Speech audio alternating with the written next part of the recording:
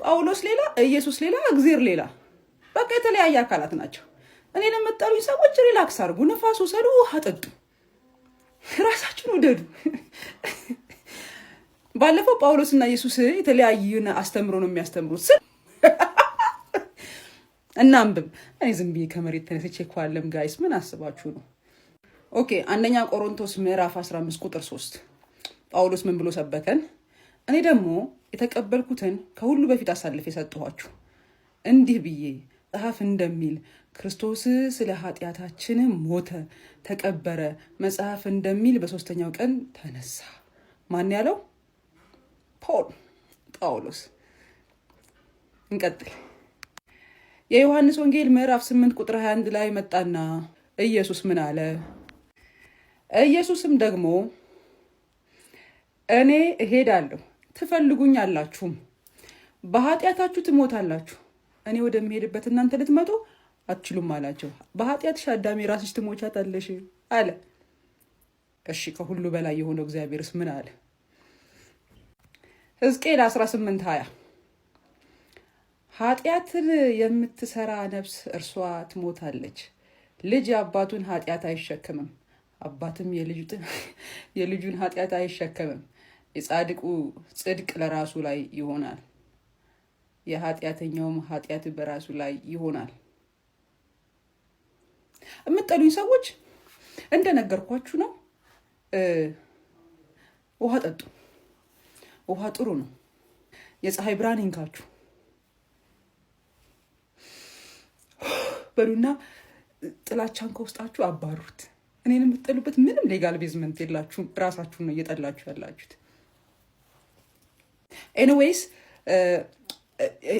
ከሁሉ በላይ ኢየሱስ እግዚአብሔር ነው ካልን የኢየሱስን እግዚአብሔርነት ካመንን እግዚአብሔር ኢየሱስ እና እግዚአብሔርና ኢየሱስ አንድ ናቸው ካልን ራሱ እግዚአብሔር ምን ብሏል? አባት ለልጁ አይሞትም፣ ልጅም በአባቱ አይሞት። ስለ ኃጢአት ባወራው ጉዳይ እግዚአብሔር ኢየሱስ ስጋ ከመልበሱ በፊት እግዚአብሔር አልነበር? እግዚአብሔር በነበረበት ጊዜ በመንፈስ ሆኖ ምን አለ? አባት ለልጁ ልጅም ለአባቱ አይሞትም፣ ጽድቁም ለራሱ ነው፣ ኃጢአቱም ለራሱ ነው፣ ማንም ለማንም አይሞትም። ዘጋ እግዚአብሔር። በቃ ስቡ እንደሆነ ባይገባንም ኢየሱስ ስለ ኃጢአታችን ሞተ አለ። ኦኬ ብለን ደግሞ መለስ ብለን ዮሐንስ ጋር ራሱ ኢየሱስ ምን አለ ስንል ደግሞ ስለ ኃጢአታችሁ ራሳችሁ ትሞታላችሁ። ወገባችሁን አሰር አድርጉና ሐሞታችሁን ቆንጠጥ አድርጋችሁ ተጋሩት። አሁን የማወራውን ነገር ኢየሱስ ስለኛ ኃጢአት አልሞተም። ምክንያቱም ኢየሱስ እግዚአብሔር ነው ብላችሁ ካመናችሁ እግዚአብሔር ማንም ስለማንም አይሞትም ብሏል።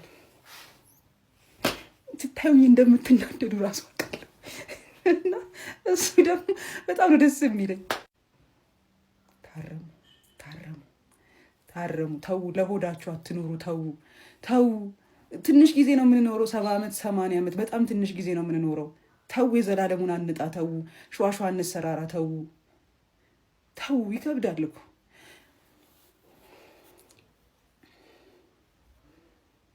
ለምን ሽቀላ አሸቅሉ? ደላላ ሁኑ። በቃ ውጡ፣ ተሸከሙ። ስንፍና ነው በቃ። ይሄ ማለት እንደ እግዚአብሔር ያላለውን ብሏል፣ ያልተናገረውን ተናግሯል። ዲስ ታይም እኮ ኢየሱስ ራሱ ቢመጣ ልታሳምኑት ነው፣ ትሰክሱታላችሁ። በጣም እርግጠኛ ነኝ። ስክስ ነው የምታደርጉት። ማን ይድብረ? ቆይ እንደሱ አይደለም እኛንን የምናቅልህ እንደ እኛንን የምናቀው አንተ ታውቃለህ። ከ2000 ዓመት በፊት ነው የሄድከው፣ ከዛ በኋላ ብዙ ነገር ተቀይሯል ብላችሁ ታሳምኑታላችሁ። አይሰማችሁም እንጂ ማለት ነው። ኢየሱስ እግዚአብሔር ነው።